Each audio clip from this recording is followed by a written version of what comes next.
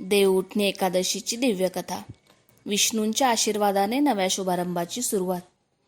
4 महिन्यांपूर्वी आषाढ शुक्ल एकादशीच्या दिवशी भगवान विष्णू योगनिद्रेत गेले. देव, मानव आणि संपूर्ण सृष्टी त्यांच्या विश्रांतीत सामावली. त्या दिवसाला म्हणतात देवशयनी एकादशी. 4 महिने उलटतात, चातुर्मास संपतो आणि येते कार्तिक शुक्ल एकादशी, देव उठणी एकादशी. हा तो दिवस जेव्हा सृष्टीचा पालक श्रीहरी विष्णू आपल्या योगनिद्रेतून जागृत होतो आणि पुन्हा विश्वाचे संचालन हाती घेतो. पौराणिक कथेनुसार एकदा सर्व देवांनी भगवान विष्णूंना विनंती केली, हे प्रभो, आम्ही सतत तुमच्या कार्यात व्यस्त आहोत. युद्ध, यज्ञ, पूजा सर्व अखंड चालू असते. आम्हाला थोडा विश्रांतीचा काल द्या.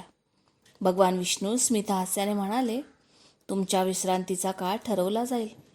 आषाढ शुक्ल एकादशीपासून मी योगनिद्रेत जाईन. त्या काळात कोणतेही मंगल कार्य, विवाह, यज्ञ होणार नाही. हा चातुर्मास तुमच्या विश्रांतीचा असेल. देवांनी ते मान्य केलं. भगवान विष्णू क्षीरसागरावर शेषनागाच्या शय्येवर निजले. लक्ष्मी मातेने त्यांची सेवा सुरू ठेवली.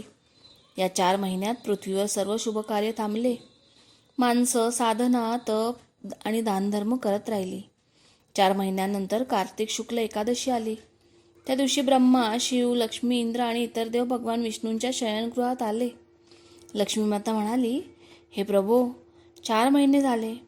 पृथ्वीवरील सर्व जीव तुमच्या दर्शनाची वाट पाहत आहेत.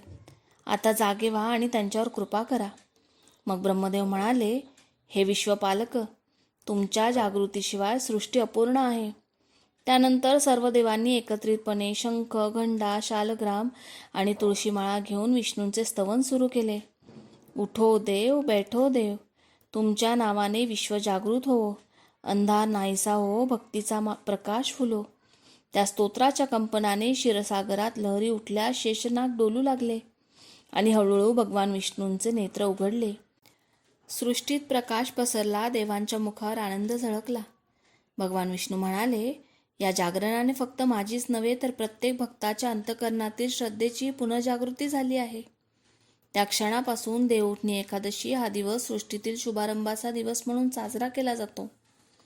ही कथा आपल्याला शिकवते की भगवान विष्णूंची निद्रा म्हणजे स्थिरता आणि निद्रेतून जाग होणं म्हणजे नवी सुरुवात. तसेच आपणही नकारात्मकता झटकून नव्या ऊर्जेने पुढे जायला हवं.